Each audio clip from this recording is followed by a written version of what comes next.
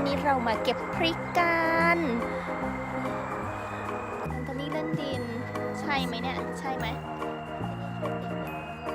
ดูฟาร์มพริก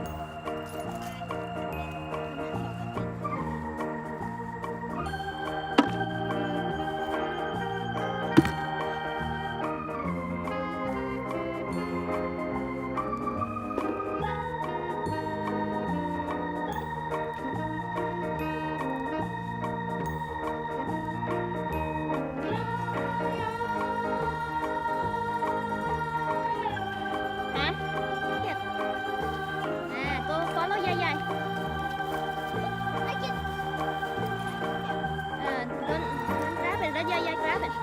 Take it from Yaya.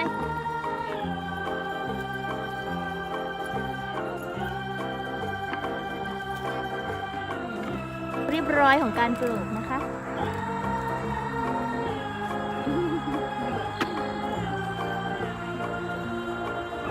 นี่แต่ละคนก็ขับรถเข้ามาเลยขับรถเข้ามาใกล้ๆได้เลยใกล้ๆที่จะเก็บเลย